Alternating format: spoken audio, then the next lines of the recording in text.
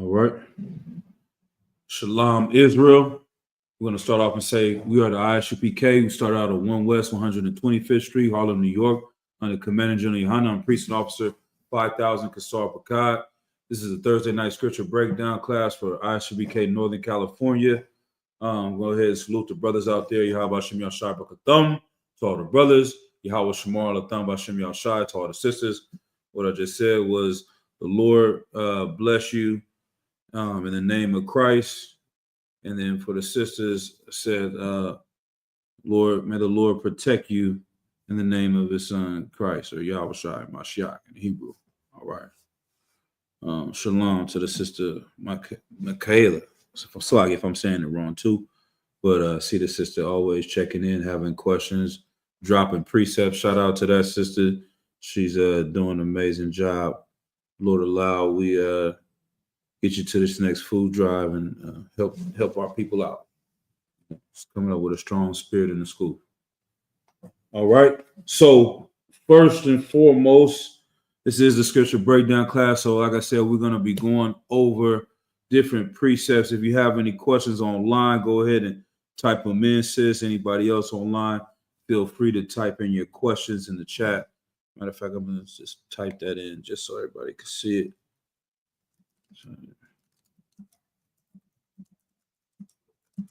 Sure.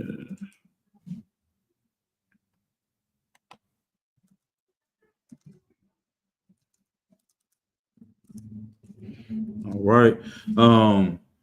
So you were having a specific question about Lucifer and what's going on in Isaiah in the 14th chapter, right? And this is a verse that the Christian church has misused and basically explained to use it as Satan, right? And we know once again, Satan is an angel of the Lord. He follows the orders of the Lord. I mean, when I first came in, first heard that sounded crazy to me. I'm not gonna lie. I grew up going to church, not all the time, but hearing the Christian stories and stuff. And the way they make it is that Satan is some angel that went against the Lord and is in a battle and a war against God.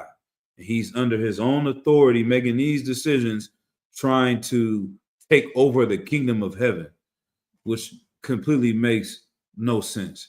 When you say the word, omnipresent, omnipotent to describe the Most High, I mean, it's in the name, the Most High. There is no other being that can even rival or compare to the creator of the whole entire universe, everything. So that concept alone misleads people when they say Satan has the power to go against the Lord in that manner. And so these are the type of verses that they use to misguide people. So let's go to Isaiah 14 and let's go to Isaiah 14 and verse. Let's see.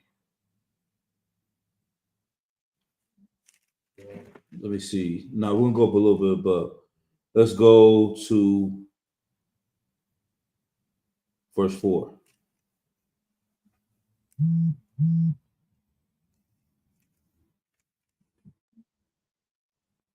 Go ahead and read it when you got it. That thou shalt take up his proverb against the king of Babylon, say, how that the oppressor ceased, the golden city ceased. Right. So it says, thou shalt take up this proverb against who? The king of Babylon, and say, how hath the oppressor ceased? The golden city ceased. So this is what Isaiah is getting a prophecy to bring to the king of the Babylonian Empire at the time. So that's what this verse is specifically speaking about, is a king that was in rulership, and they're prophesying how he's going to be taken down, how his power is going to be taken away from him. Keep going. Verse 5. The Lord hath broken the staff of the wicked and the scepter. Like scepter. Yeah, no sweat. Yeah, like when the kings and the rulers, they have a scepter in their hand, show that they in power, right? Scepter rulers. Right. So that's symbolic. He's breaking the staff of them. Y'all no longer in power. You're going to be no longer in rulership, right? Keep going. He who smote the people in wrath with a continual stroke, he that ruled the nations in anger, is persecuted and unhindered. Right. So the one that was doing all these things to the people, no one is able to stop him from going through the things that he's going through. So we're gonna go down a little bit further. We'll just go straight to it. But all we go through all these verses is just explaining how this person is losing their power, right? We'll go down to verse 12. How art thou fallen from heaven, O Lucifer, son of the morning? How art thou cut down to the ground, which did weaken the nation? Right. It says, how art thou fallen from heaven, O Lucifer, son of the morning? How art thou cut down to the ground, which didst weaken the nations? And so they're making it into some spiritual war and battle describing. I forgot, I was watching a movie not too long ago. They were using this, and that's when they say, even they talk about Lucifer was in charge of the music in heaven. You heard that before? That's nowhere in the Bible. These are just interpretations of oppressors, white people, that are changing this into like a comic book or something. You know what I mean? They're trying to make this Marvel when this is just Lucifer is a title that they're giving to this man, this king.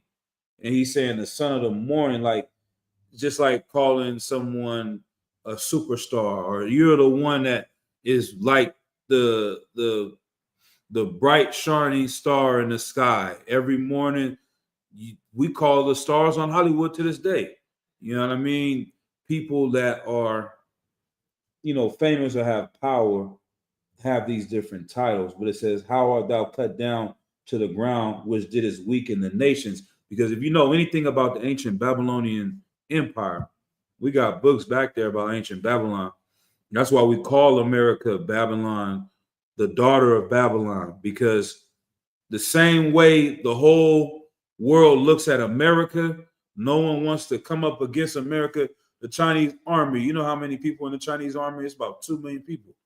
They don't want to fight against the American army because they got nuclear bombs, stealth bomber, all this technology, drones. Everyone is scared to speak against America because of the power. That's how people feared Babylon back then. Their technology may not have been stealth bomber, but it was chariots and it was horses. They're moving swifter, faster. They got steel and different armor that these other nations couldn't come against. It's like the movie 300. You remember that movie back in the days? Xerxes. I think Xerxes was from the Assyrian Empire, if I'm not mistaken. No, he wasn't Greek. He was either Assyrian or he was Babylonian. But they're like cousins even in itself. The Assyrian and the Babylonian Empire, they move similar fashion. Like just like the Greeks and the Romans kind of are similar. One came before the other and they worked in a similar, they looked up to the other one. The Romans looked up to the Greeks in a lot of ways. That's how Xerxes and the Assyrians and the Babylons. In fact, I'm gonna look it up right now. Let's just see. Sparta would be a Roman thing. Which one? Sparta. Sparta, yeah. They were the one that were fighting against Xerxes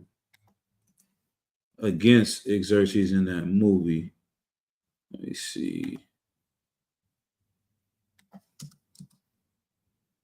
Xerxes the first was a Persian ruler, so then that would have been with the Assyrians. He consolidated his power by crushing revolts in Egypt and in Babylon. So, Yeah, these Xerxes, but they were ruling over. So he was with the Persians, which would have been Syrians at that time. But yeah, long story short, these cats had so much power back then that no one felt like they could conquer them because of the technology that they were using and stuff like that. So let's keep going. It says, verse 13. It just completely seems different when you realize this is talking about a man and it's not talking about some spiritual like things. For thou hast said in thine heart, I will ascend into heaven and wait. Mm-hmm. I will exalt my throne above the stars. I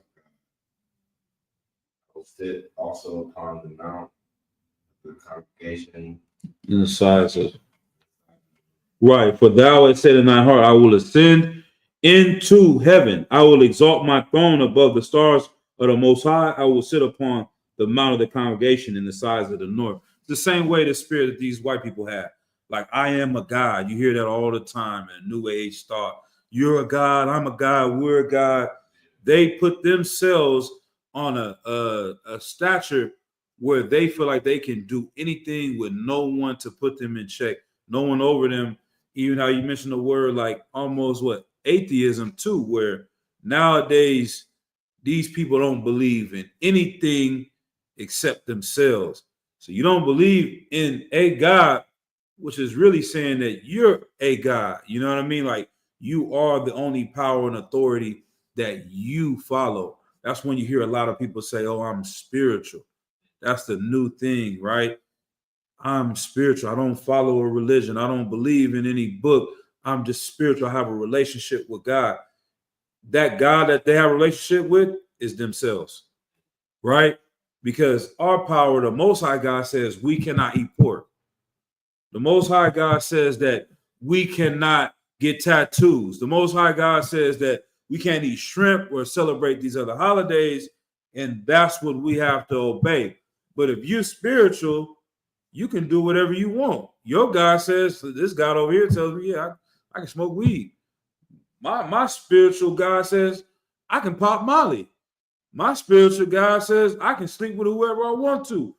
These people that are being spiritual are listening to themselves and worshiping themselves and doing whatever the hell they want to and masquerading it behind them in a relationship with some higher power, right? But that's all this is talking about. This person doing that, exalting himself because of the power that this empire had, and saying that they don't have to do anything right because these Babylonians, man, they don't really paint how evil these other nations were, like how savage they were. The Assyrians, they had. I was watching a documentary on like the History Channel or something like that.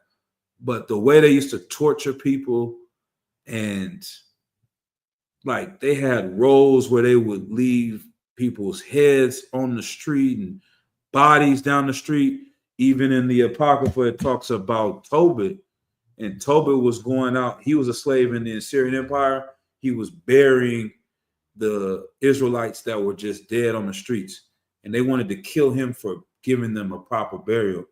But they were leaving the bodies on the streets as a threat to other people not to go against them. Even today, that's why I say there's nothing new under the sun. In North Carolina, they have a road that's called like Dead Nigga or Nigga Head Road. Have you ever heard of that one? So when Nat Turner did that rebellion and all that type of stuff in North Carolina, they made a road, a street where they just put different heads on the stake. So you walking down there as a black man, this is a message to you to not fight against these people again, or this is going to be you next. That's how those Babylonians, that's how those Assyrians were. They were always doing these evil things like they had no consequences for it. And that's why he's checking in like, hey, you think you can be like the Lord and just treat people like animals, like dogs with no consequences and repercussions? Every nation that enslaved us has fallen, right? All those ones that rose up, the Egyptians, you go to Egypt now, they still got the pyramids, but they're not in charge like they were back then. The same thing, all these different nations. So this is where we're at the point that this empire has exalted itself. So you could use this as a future prophecy what's going to happen to America too, because this is modern day Babylon. This is the spirit that they have that no one can stop them from doing the things they're doing. But it's saying the Lord is going to knock them down. So keep going. Where we at? So like it. 14. Yep. You read a little bit loud, Baba Kasha? I will ascend above the heights of the cloud. It will be like the Most High. Right. He's saying, I will ascend above the heights of the clouds. I will be like the Most High. They're going into space. They are, flying in planes, helicopters. Elon Musk, they are trying to go to Mars and create a whole nother colony of life and mine it for gold and diamonds and send it back here and basically make himself the emperor of a whole damn planet. They're always trying to conquer. You know how evil that is for this devil to take his money to fly to Mars to build a new civilization. Have you been to Oakland lately, Art? Have you been to San Francisco? You know what I'm saying? Has anybody been to Compton, Harlem, LA, New York, Chicago? They don't want to fix where we live. To hell with blacks and Hispanics and Native Americans. We're going to go to Mars and put our money on a rock that has nothing to do with here because they don't give a damn about anything but themselves.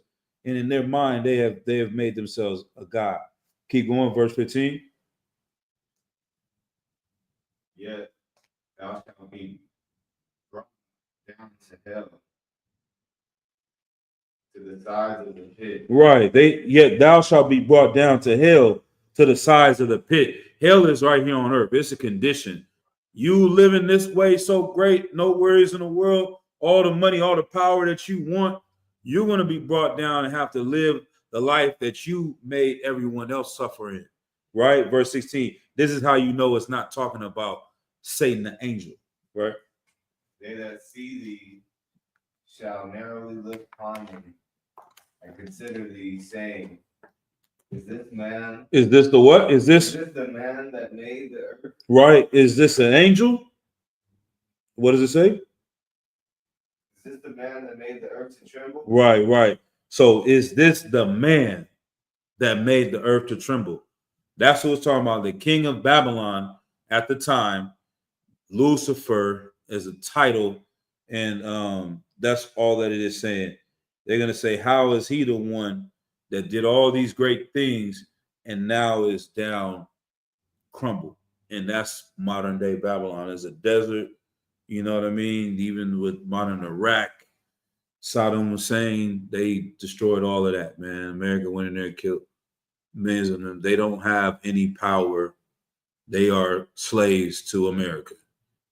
Their great grandfather was a great emperor, had a great empire, but now their children, they've been destroyed just like all these other people. And this was a prophecy saying that was going to happen to them. All right. And so I'll give you one more. Let's go to Job chapter 1 and then show you about Satan, the angel.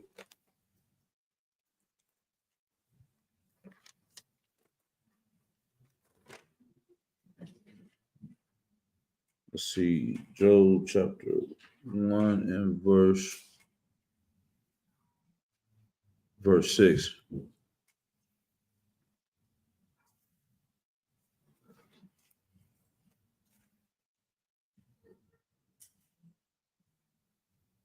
Matter of fact,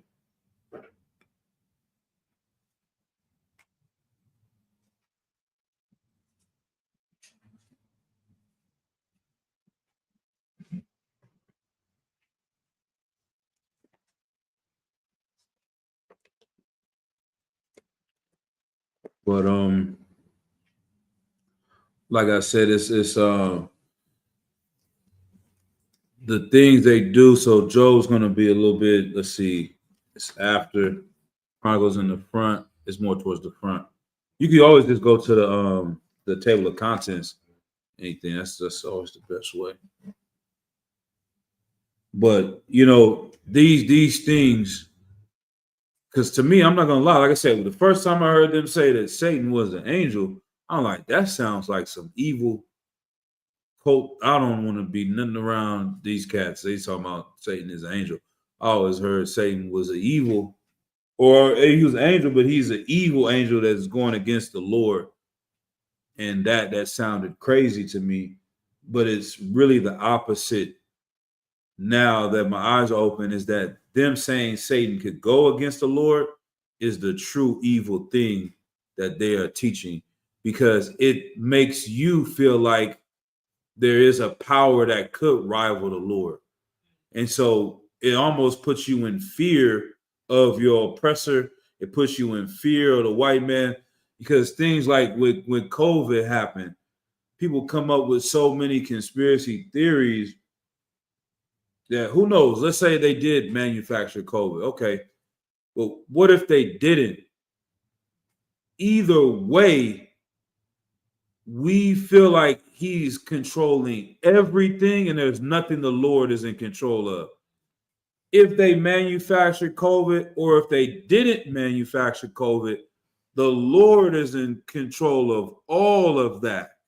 There is no entity that's going rogue and saying, oh, I'm going to go over here and give the white man the power to make COVID and destroy half of the world, kill 1 million people. It's like, nah. If Satan came and gave him the spirit, gave him evil, the Lord said, hey, this is what's going to happen, because these are the steps it's going to need to take to get the world to end how it is and whatever. You know what I mean? So that puts your reverence and fear of the Lord. I don't think that these people have any power, that they really don't have any power, man. The reason why they're in charge and running this earth is because we went away from our culture and went away from the law, statutes, and commandments. They're here as a punishment to us until we get things right. But they have already lost this war. We have already won it. There is no them, in movies, as I say, it's like Superman or Spider-Man, anything like, oh, he might not make it. You know what I mean? And he might not be able to save the woman that's in danger. It's to the last second, to the last minute. Then he finally gets the key in the door and saves everybody's life, or catches somebody, the building's falling, whatever. Like, we don't have to wait to find out if Christ is going to save the day or he's going to deliver us. We already know the answer. We know how this movie is going to end. They're going to lose. We're going to win. Now, we just need to figure out between then and now, what side we're going to choose and whose side we're going to be on. But when they make Satan have this whole other power, you're actually into question that kills your confidence. Like, okay, they might actually win. They didn't create AIDS. They didn't kill Malcolm X. They killed Martin Luther King. They killed Tupac. They enslaved my family. They cooked crack in the community. Like, they killed George Floyd. We hear so many losses, and they created all these abortions for our women. Everything, we just loss after loss after loss after loss. That man becomes your God. You like, man, there's nothing we can do. And that's why people sell out. People like Jay-Z or P. Diddy, any of these rappers, they feel like there's no reason to fight back because everyone that fought back got destroyed. They say they saw Malcolm X stand up, he lost. They seen his brother stand up, he lost. So why not just go along with them and do whatever they say to be powerful and stop fighting altogether? The Black Panthers rose up. Why do that? Everyone's going to lose. So they all are bowing down and submitting to the white man. The only one that is not is the brothers in the truth, man. We are saying to hell with them. We know who's going to win. So you thinking you can put fear in me by taking my life or doing anything, That is not who we fear. We fear the Lord, and you are going to have to pay for anything. You're not getting away with this.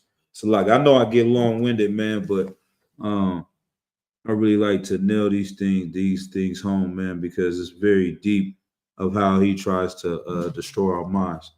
All right, just read verse 6, and then we'll drop down to. I'll tell you what it dropped down to. Satan permitted to tempt Job. Chapter 1 and verse 6. Let's see.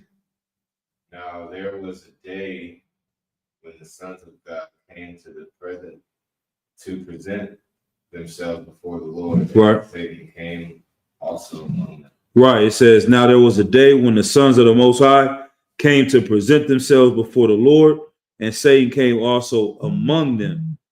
And then drop down to verse 11.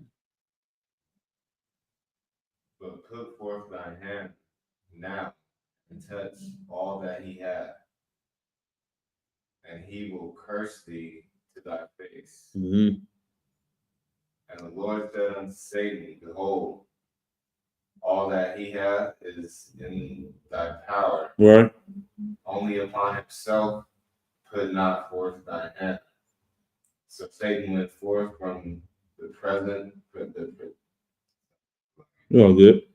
Satan went forth from the presence of the Lord. Right. So we stop right there. So it says in verse 11, but put forth thine hand now and touch all that he hath, and he will curse thee to thy face. That's what Satan saying was going to happen if the Lord doesn't protect Job.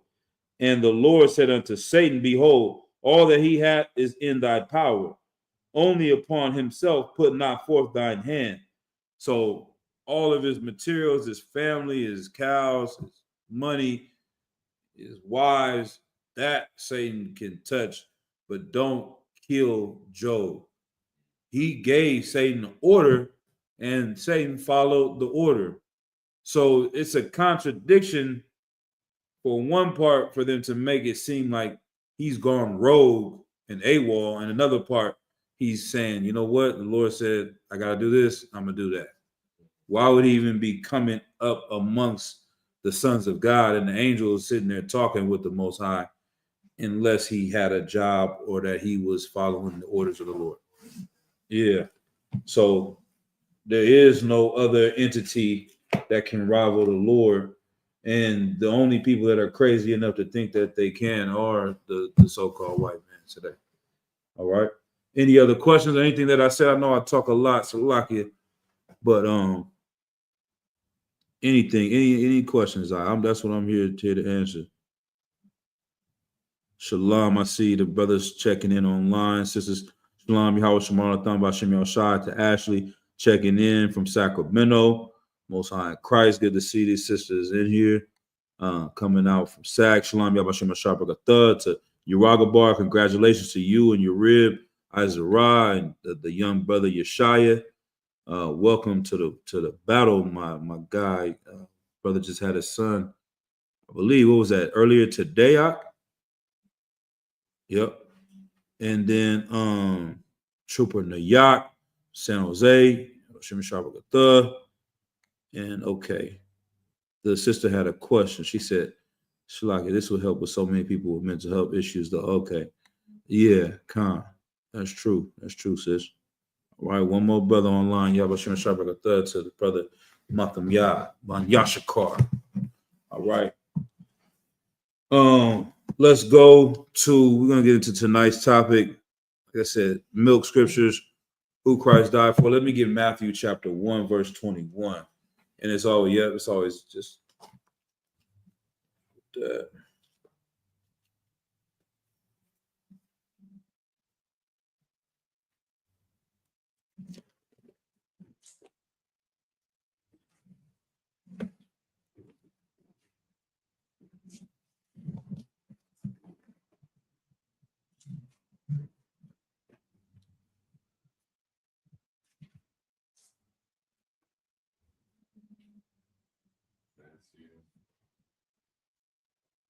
Matthew 1 and 21.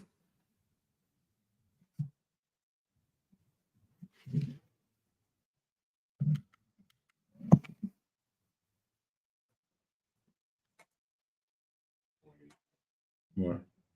And she shall bring forth the son. Yeah, that's it. And she shall bring forth the son, and thou shalt call his name Yahweh. Right. In Matthew chapter 1, verse 21, and it says, and she shall bring forth a son, and thou shalt call his name Yahweh Shai, so everybody can hear it online. I just reiterate it. Well, yeah, keep going. For he shall save his people from their sins. Right. So this is the prophecy before Christ was born, and they're saying this is where he gets his name. Yahweh Shai means the deliverer, to save his people. That he is the savior that was prophesied, and that's what Yahweh Shai means. And his job is to save his people from their sins. Not all the nations, not all people. The prophecies from before he was born was about a man coming to save the Israelites. And one thing I always remember, I know brothers might have heard me say it before, when I came into the truth, one of the guys, he was saying like, Christians love saying that Christ died for me. Christ died for me. He shed his blood for me. He's like, Christ did not die for you. He died for Israel. He died for Israelites. He died for a nation of people. It wasn't just about an individual thing. That's the mindset that we learn in America as well. It's so personalized. It's just about you and me and my feeling, my relationship with God, instead of seeing that this is about us. If we're not good, then I'm not good. The fight is not over until our nation is to wow. That is the thing that we're fighting for, man. And it's a selfless thing, not a selfish thing. That's why they can always sell you this prosperity gospel. Christ died so you can get a Bentley. Christ died so you can get a mini mansion. Christ died so you can get a Gucci bag. You know, all these women in the church. Christ died so you can get a husband and then divorce him and then get another husband, then divorce him and then sleep with me.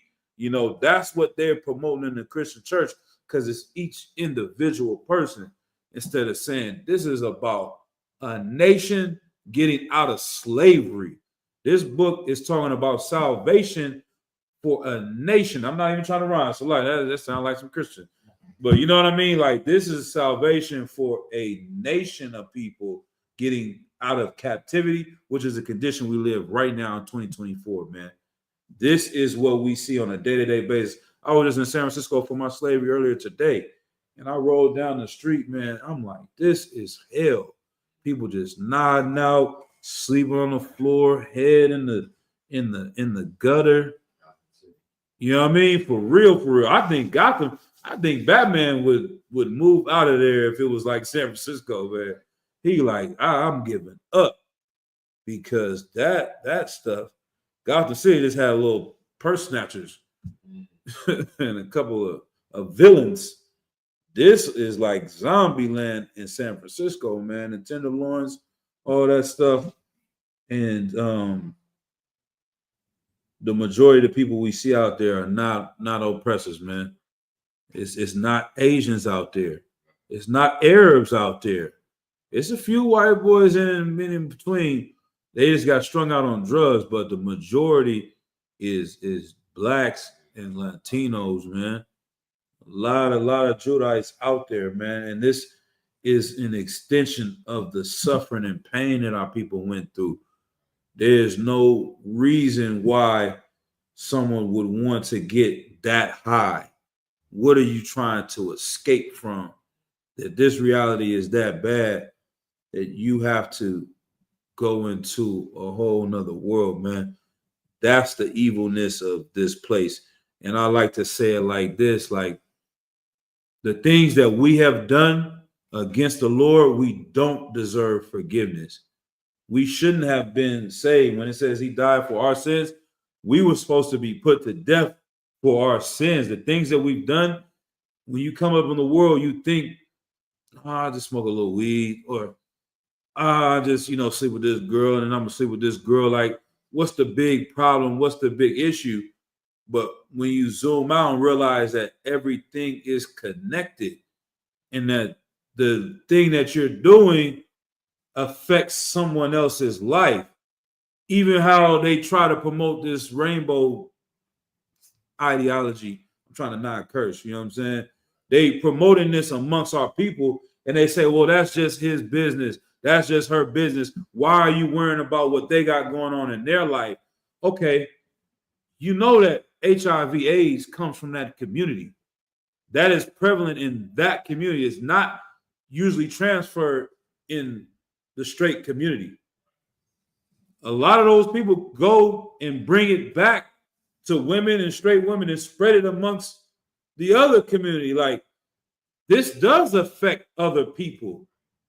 A lot of the people, the good majority, especially in our community, is different in the white community. The majority of people that are in that community were molested as children.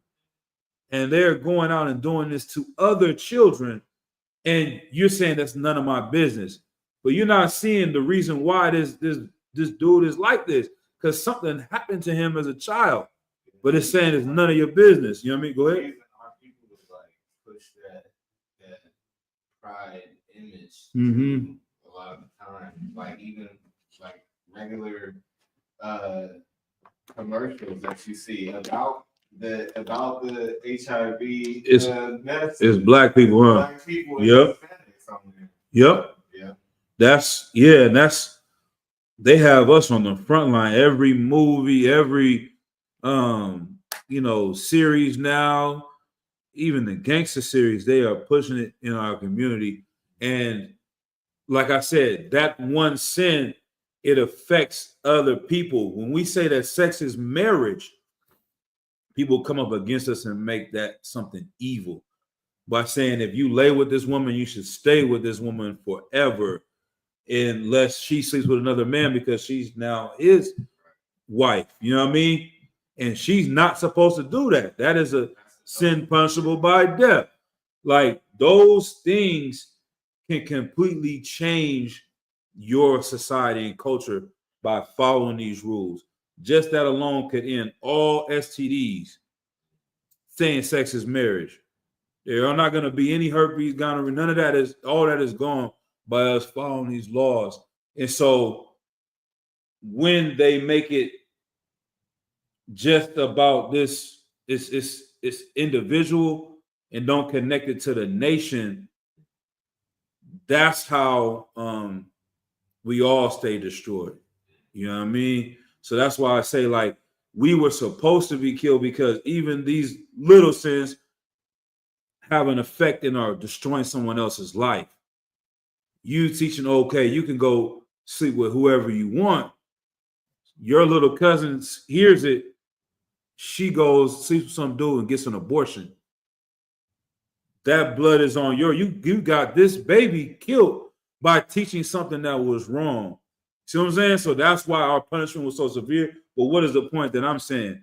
The only reason why we got forgiveness is because Christ is more angry and the Lord is more angry at the white man for putting us in these conditions than them. We made the wrong decision, but we have been slaves in these decisions. They are making these decisions and promoting them and wanting these results and controlling our communities to see us do all these things.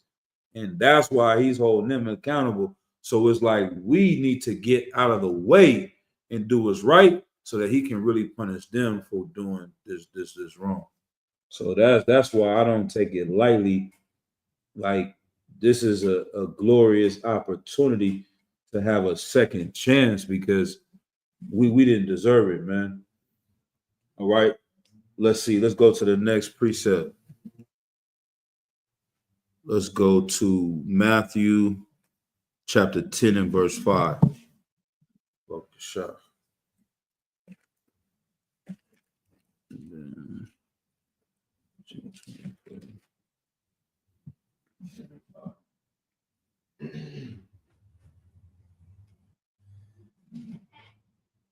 These 12 Yahushua sent forth and commanded them, saying, go not into the way of the Gentiles, and into any city of the Samaritans, enter ye not. Right. So I'm gonna read it. So again, so it says Matthew chapter 10 and verse 5. These 12 Yahweh Shai sent forth and commanded, saying, go not into the way of the Gentiles and into any city of the Samaritans enter ye not. He going?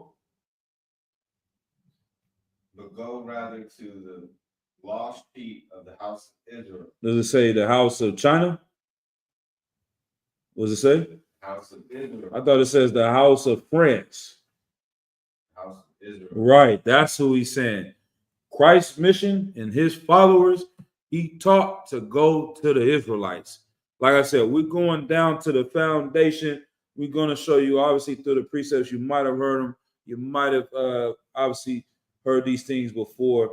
But these simple things are very important, man, to understand and to use this, because you might come across your Christian auntie, your cousin is going to tell you these things. These verses are good to have on hand to know, because they can't combat this, because when you put them all together, it's showing you, it's painting a picture that this is who he was talking to. And read verse 7, Baba Shah. And as ye go, preach, saying, the kingdom of heaven is at hand. Right. This is another glorious thing. Like, that was a threat to the Roman Empire. The Romans was ruling the Israelites at the time. When you're saying the kingdom of heaven is at hand, that's the kingdom of Israelites being in rulership. And if the Israelites going to be in rulership, guess what? These Romans are not going to be in rulership. That's why they killed him and charged him with sedition, which was trying to overthrow the government. You see what I'm saying? It's like, saying this is the new president. When they were saying that he was the king, that is direct contradiction of the authority of the Roman emperor. Like, you can't have a king and I'm the one ruling over you. You can't have another president. I'm the president. You know what I mean? It's like you have some dude running around America right now and have 50,000 people behind him and talking about I'm the president. That's literally what they talk about with the January 6th stuff with Donald Trump. It's like they're saying he lost the thing. He's saying, no, I won. He got 10 million people behind him that are saying, no, he's still our president. That's where you get to this point. They're like, okay, we got to let him win, because if he don't win, these people behind him are going to start a civil war. That's probably the mindset of why he's the president right now, because it's like he is the president of these people. If y'all don't give them who they want, then they are going to separate and go to war, because they don't identify with half the country. And that's another glorious thing, because they say a nation divided cannot stand. But I see the sister had a question. If the sister is still with us, it says, Shalom, sir. Why does Satan desire to sift us if he works for the Lord? That's an excellent question, right? Why would Satan want to sift us or get us away from the truth or get us away from the Lord if he works for the Lord? You want to take a shot at it from what we heard? The answer for that? Yeah, well, what are your thoughts on that? Why do you think, whether right or wrong, indifferent or close? Or... I think it's the job. Like, okay. That's what he was, created to do. And I think that it weeds out the weak. There you go. From the strong. The brother said it weeds out the weak from the strong. Get that brother a hand. You know what I'm saying? What's on Christ? That's it right there. I got a different verse for you here. This is the Apocrypha. I don't know if we have another one back there, but Ecclesiasticus chapter 2. That's what we're going to go to. This is a perfect precept to go with this right here. Like, let me see. It's a lot of things that you can use to explain this. Like, when you talk about working out, doing push-ups, lifting weights. What do you have to do in order to get stronger? You have to feel pain. You understand? Like that's how you get stronger. It's not. Imagine if getting stronger was eating Hostess cupcakes or something. You know what I mean? Like the whole world would be strong because it's easy to eat a Hostess cupcake. It's hard to get up 5 o'clock in the morning and go to the gym and do the workout and go through the pain and have to go through recovery. But what do you gain in the end of that? You gain something valuable. You gain strength. So the same thing is the way the Lord set up the entire world. Nothing comes easy that is of value. The things that come easy are usually have no value in life. You understand? So it's the same thing with the truth. Let's go to Ecclesiastes chapter 2 and verse 1. My son, if thou come to serve the Lord, prepare thy soul for temptation. Right. My son, if thou come to serve the Lord, prepare thy soul for temptation. This, and we know the Bible for the sisters as well. The Bible is the Hebrew language. Our culture is a masculine culture. Kind of like when you say, hey, are you guys good over there? But it's girls in the group. We're not calling all of them guys. We're saying you guys. You know what I'm saying? You all. The Bible, when it's talking about my son, that means my daughter too. They're included in this because it's talking about serving the Lord. It's just generalizing it in a masculine way, the same way they use like in Spanish. If you know about Spanish, when you're talking about the group, you can delineate from women to men, but if you talk about the group, it's going to go to the masculine. That's how the Hebrew language is, and that's how our culture. So this is to the sisters as well. My daughter, if thou come to serve the Lord, prepare thy soul for temptation. Verse 2.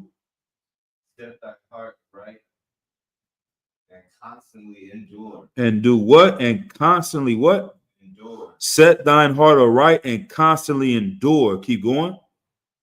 And make not haste in time of trouble. Right, and make not haste in time of trouble. So when you come to follow the Lord, like we were talking about on the way over here, if you were in the world and doing things, let's say somebody was just selling drugs,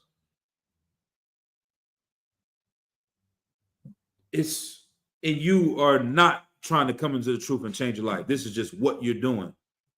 Satan is not trying to stop you or come against you because you're working for him. You know what I mean? Like Beyonce is not going through any struggles because she is doing the most work for Satan right now. He's like, why would I want to stop my star player? I want to put her on the bench. You see what I'm saying? I have nothing to do against her because she's with me.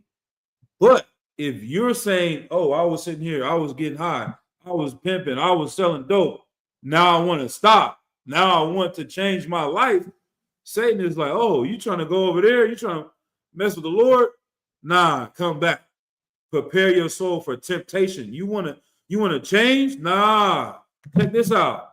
Somebody gonna call you up. You trying to stop smoking weed? Somebody gonna offer you some free weed. The same people that would hang up the phone and not pick up when you're trying to come around gonna call you and be like, oh, I just got this, I got that. Woo woo, like come through. It's good. Like, damn, my first day. You know what I mean? The temptation comes, but it's going to explain why. This is why I say, and this is his job. Keep going. Cleave unto him and depart not away, that thou mayest be increased at thy last end. Right. You should cleave unto the Lord and don't go away from what's right.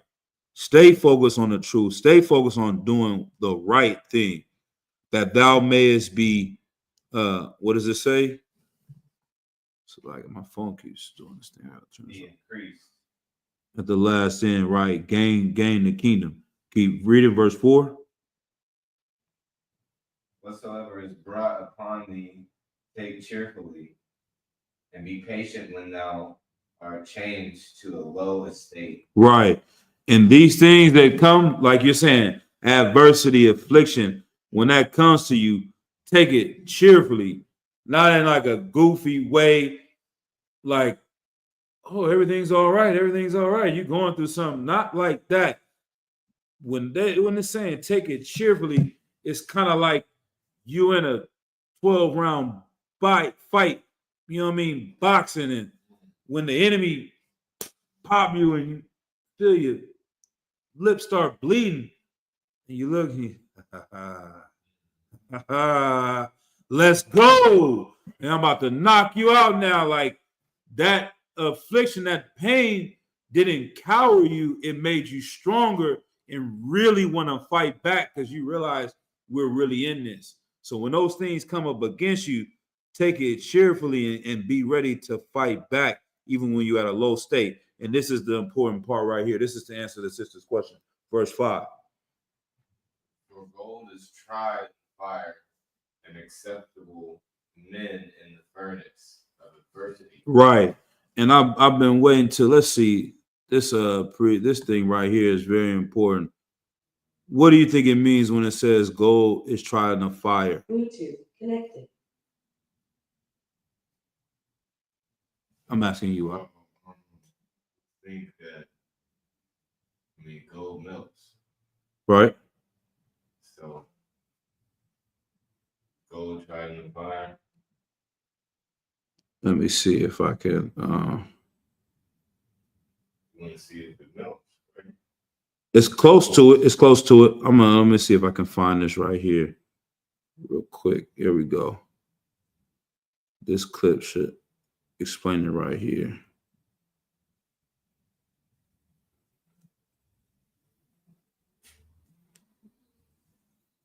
As far as gold, right? This gold, is a jeweler. He like a hip hop jeweler. He iced out right now. I was watching a random interview.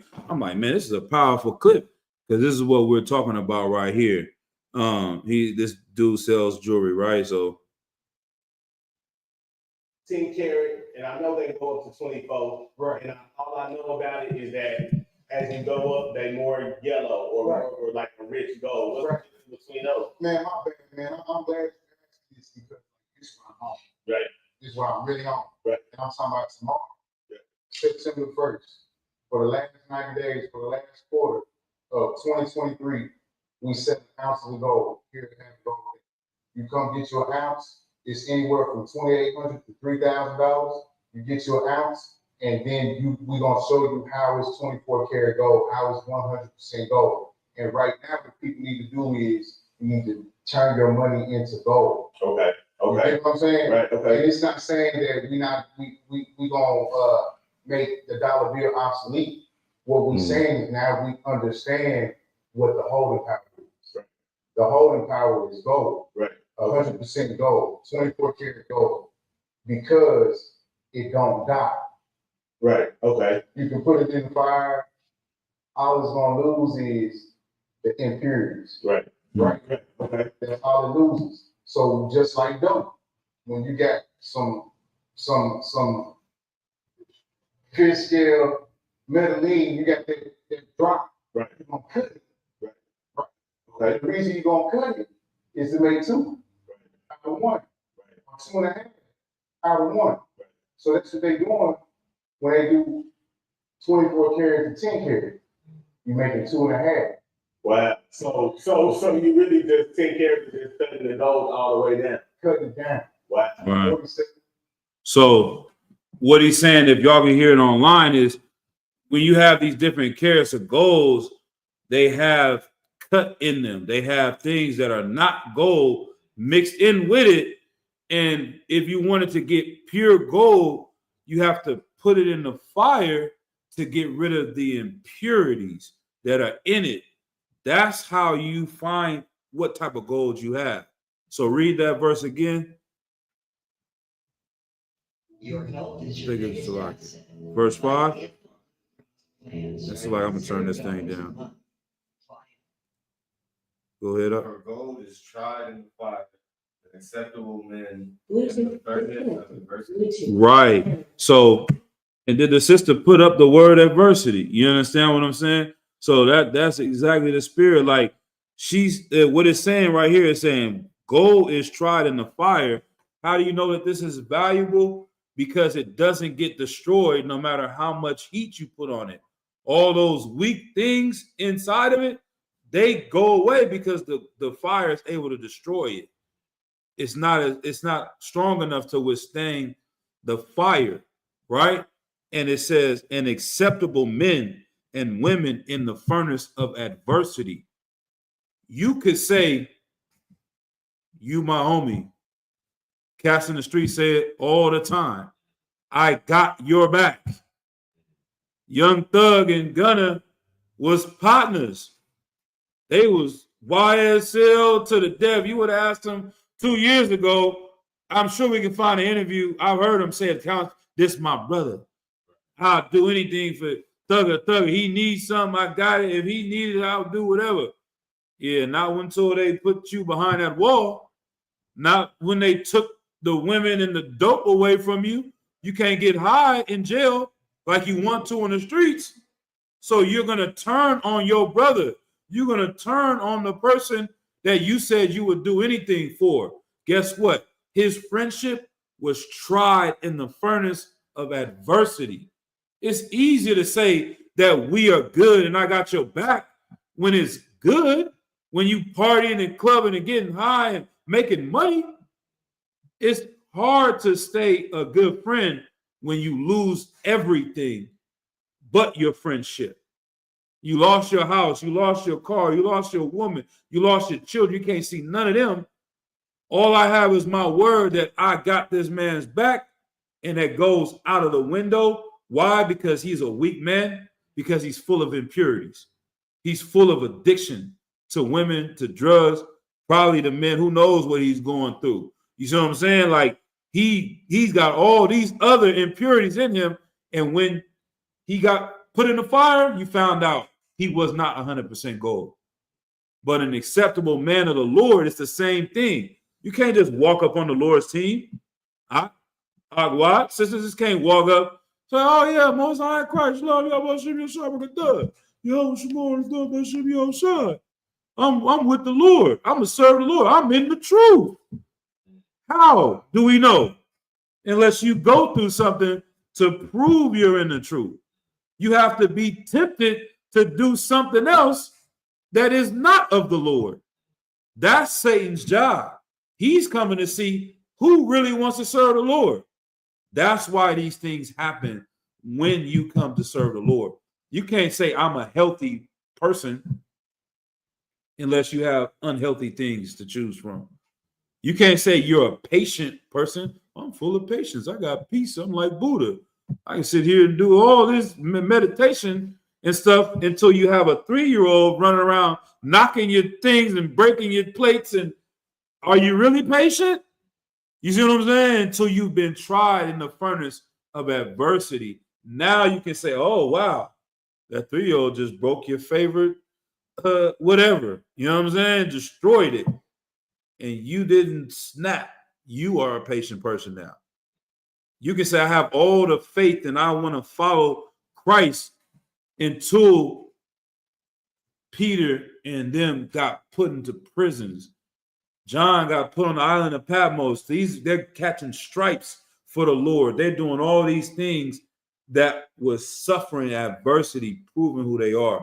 And that's how you get into the truth. It's through the furnace of adversity. All right. So the sister, let me see if she said anything else. And she said, and the Lord said, in their affliction, my people will seek me. Yeah, Most High, that sister be knowing the precepts. When we are sifted instead of falling to temptation, we seek the Lord. Right. And that's the righteous are going to do that. The weak will not seek the Lord. The ones that are just like Gunna is the perfect example. The ones that will fall weak, when that test comes, they're going to go and get high again. When that test comes, they're going to go and sleep with someone else's woman, or, you know what I mean? They used to sell drugs to make money. They stop selling drugs. They get a job. They lose that job. And now you have a choice of, am I going to continue trying to find another job, or I'm going to say, damn, now I'm going to go back and get another pack. Like, that is the decision you have to make. But if you just made it easy for you, that's why they say a lot of times, matter of fact, give me this precept real quick. Um, let me see. Give me Bible. yeah, back to the Matthew 19 and 24. Most High Christ, she said, I needed this class, the water. Most High Christ, that's the Lord, man. It's nothing to my credit or any other body's credit, but the Lord, the Most High in Christ, and all the things that was taught to the men that raised us up. I wouldn't be anything without this Bible, without the truth, man. It's a glorious thing because I was on a path for destruction, and everyone had to go through it, and this is it's glorious. Like I said, that's why I say take it on cheerfully. It's like, yeah, I remember the feeling, man. Like how many times I quit smoking weed. I felt like it was impossible. I couldn't even imagine. I was scared of hard drugs. I grew up in the 90s. So I seen my cousin. I grew up in Richmond, not too far from here. My older cousin, she in her 40s, 50s, smoking all the crack. You know what I'm saying? Arguing with her mom, sitting under cars, talking about roll me over, like just spazzing out. I was scared of drugs. I didn't want to smoke weed until I got high school, and they're like, oh, this is just nothing. It's just a plan. I'm like, oh, okay. Weed, but I'm not doing no thizzles.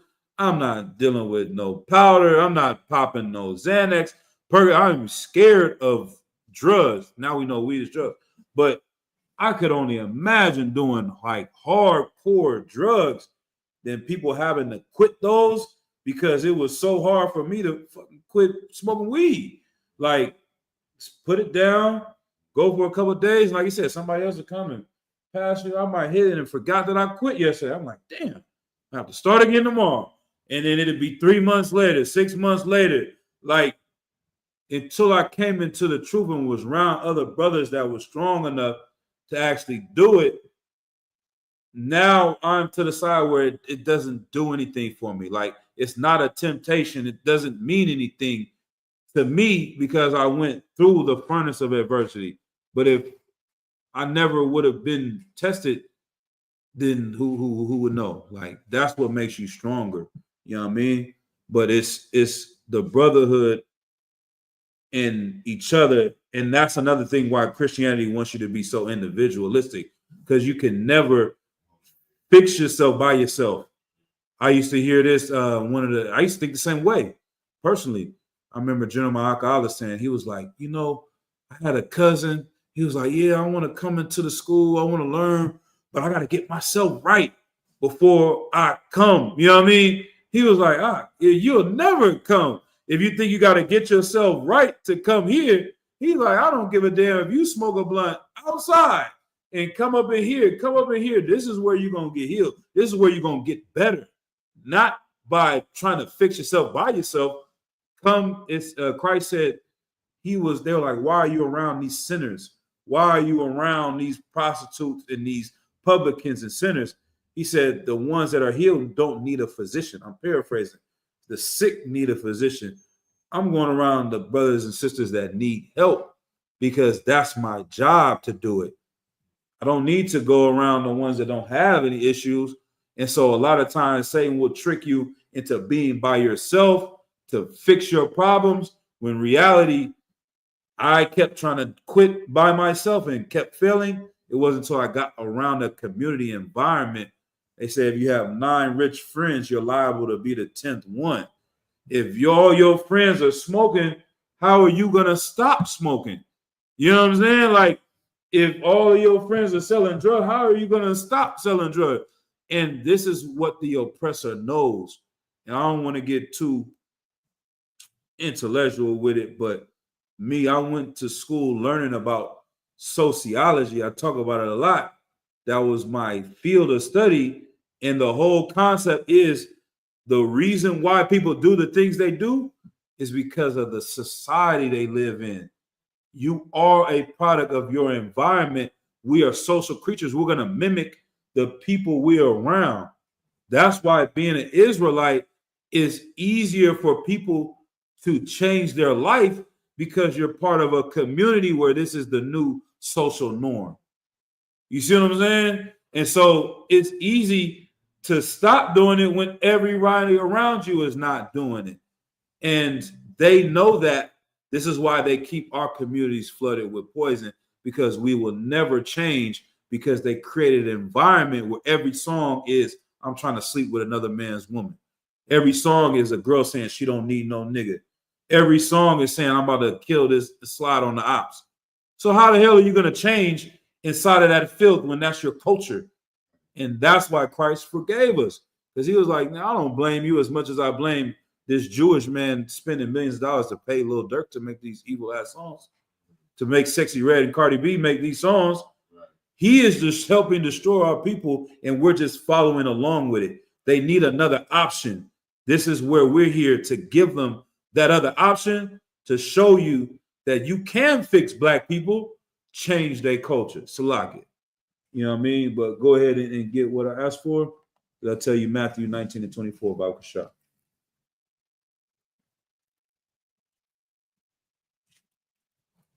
It's actually very easy, to fix the entire Black and Hispanic community.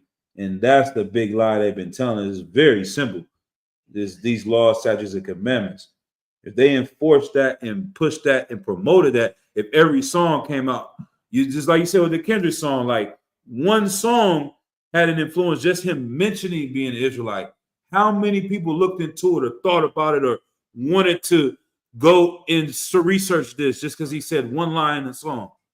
Imagine if he came out and somebody that good as a rapper made that his whole career, and then it was NBA YoungBoy doing the same thing, and Lil Boosie doing the same thing, and whoever the hell else, all of these artists that have their Sexy Red, and that was her career. Yeah, now all of a sudden, Yeah. Lil Durk want to become a Muslim. Yeah. Now we got these other influencers. Mhm. Muslims now. Right. Yeah. It's definitely goes along with it. Yep. And that's another thing I was thinking about Lil Durk too. The Islam is evil because they don't have, I don't say, they try to act like they have a law, but they don't teach the law. And that's because they don't have the spirit of the law. It's just not in them to really teach what the Lord wants. It's an Arabic culture. And so you're trying to push yourself into a culture that's not for you. And there's not enough in that culture to lock up everything it needs to have a solid society. So it's like so many things are in that culture that are going to destroy you on your path to righteousness. And one of the things is they just say your sins are weighed or something. Have you heard that one before? So like at the end of your life, as long as your good deeds outweigh your bad deeds, you can still go to heaven, which is Christianity. It's just another form they call it, and Brother in the Truth call it, Islam is musty Christianity. You don't have to change your life and stop sinning. You can be a Muslim and do bad things and still go to heaven. So I might kill a couple niggas, but I was going to kill 20, but I killed 10. I'm good. You know what I'm saying? Like, I want to sell dope, but I can't sell dope to my brothers who are Muslims. But you're a heathen, you're an infidel. I can sell dope to you. I can kill you because you're not a Muslim. So those things are different from being Israelite. We are in a bloodline. Whether you believe in this Bible or not, I cannot sell you drugs.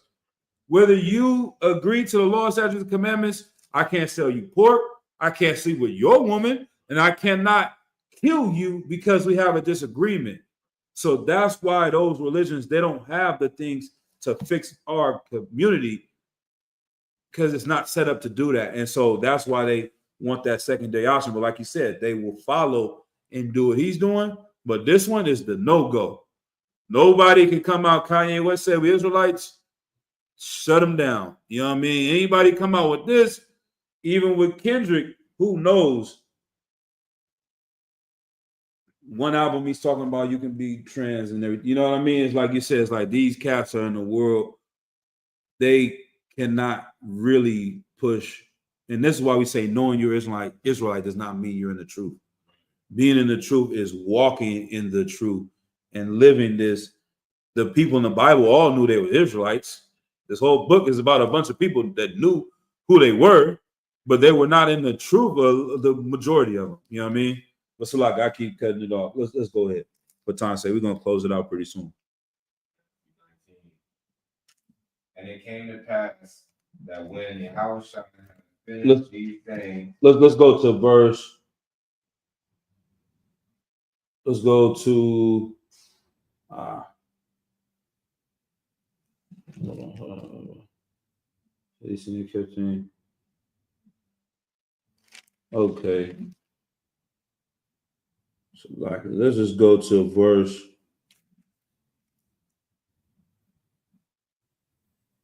Man, hold on.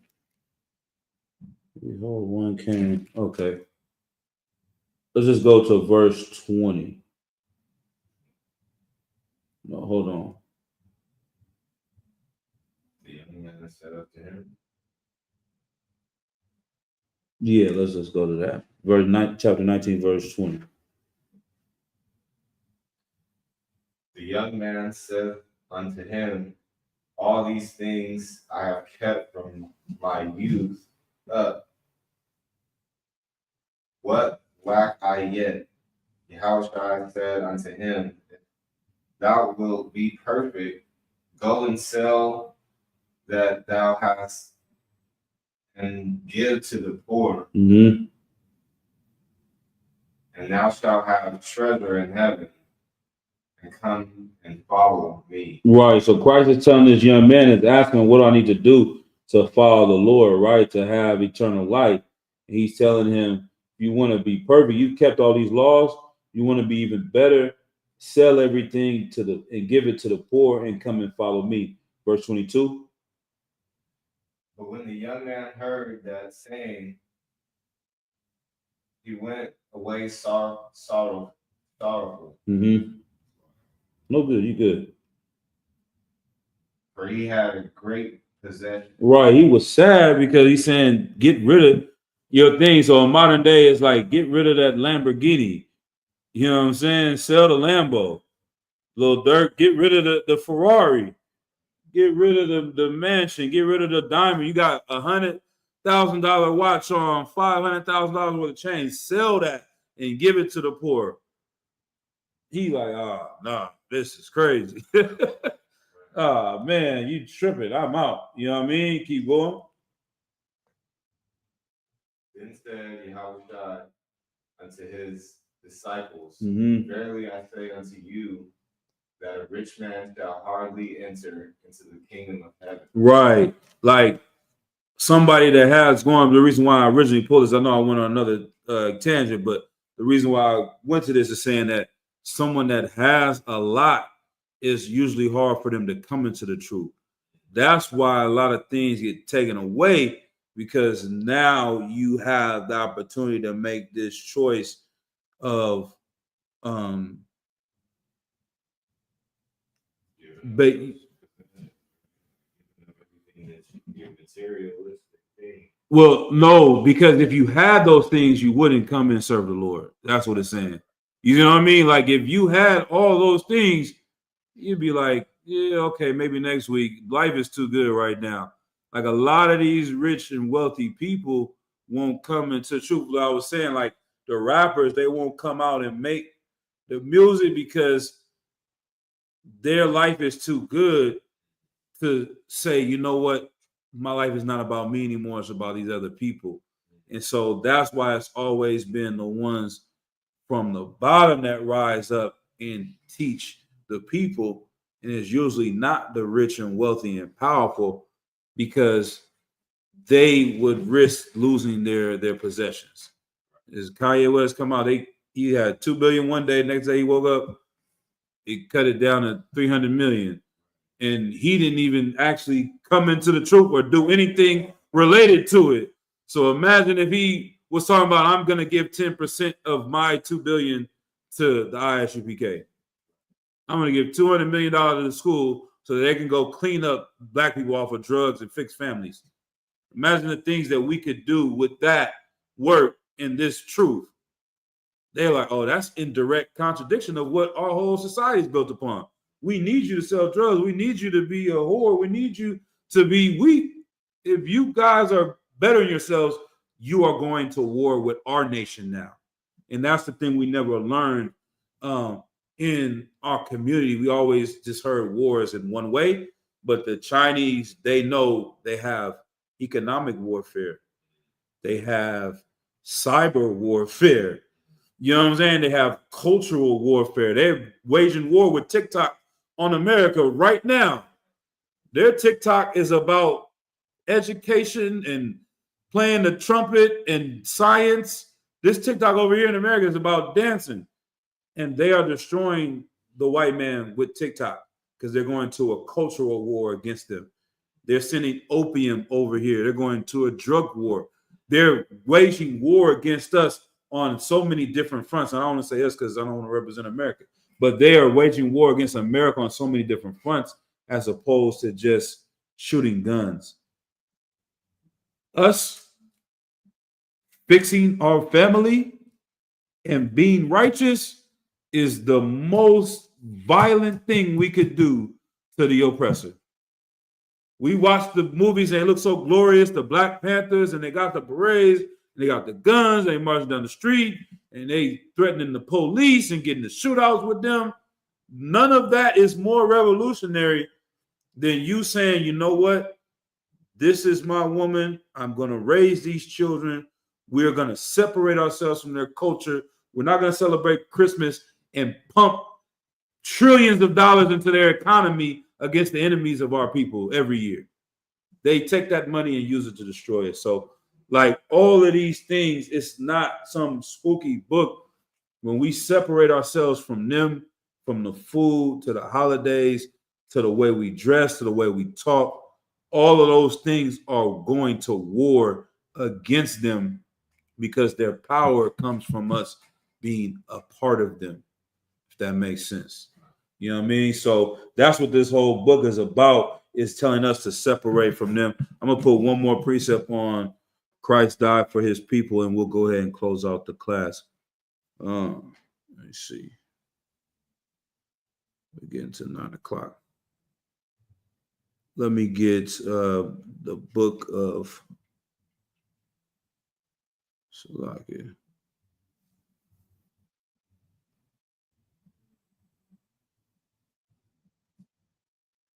Let me get the book of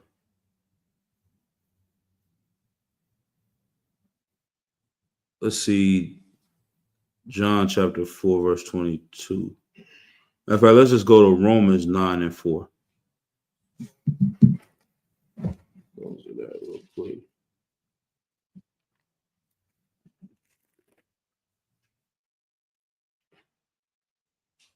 Start at verse 3, matter of fact.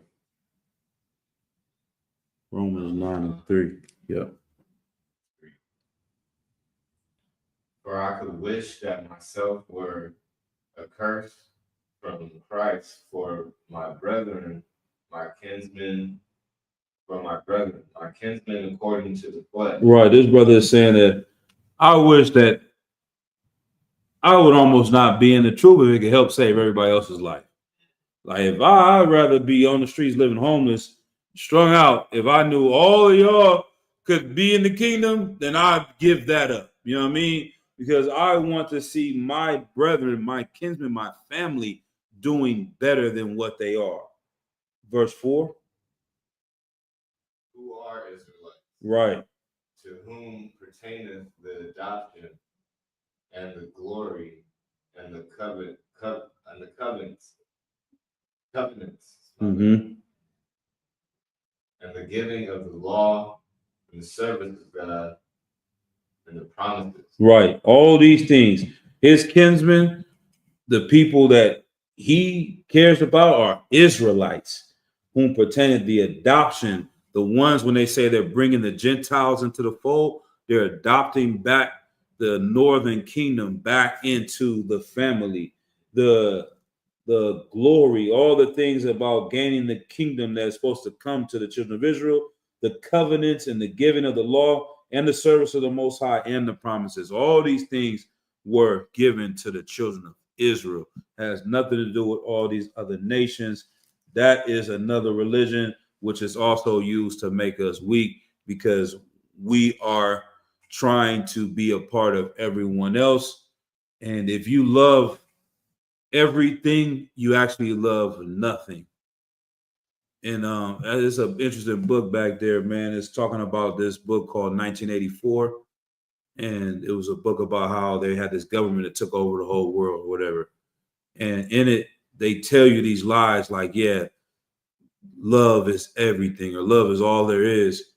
And the guy breaking down the book, he was like, man, if you love everything, you love nothing. Because to love everything means you don't hate anything.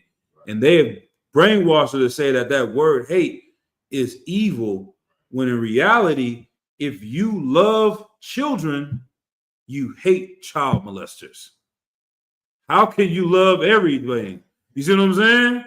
If you love women, you hate rapists. You know what I mean? Like, you can't love your auntie who's on crack and love crack. You know what I'm saying? Like, you have to hate crack and crack dealers because it's evil. You know what I mean? And so they have taught us to love all nations, which really means we hate our nation. How can I love all these other people and I'm worrying about them? So then I don't have to care about you because it's all equal. But they're the ones that live in the hills and have 401k and have vacation time and all this. How do you love Jeff Bezos and Bill Gates the same as this person that's strung out on the tenderloins right now? I love you all the same. They don't need your love. He does. Your love should be towards your people who need it.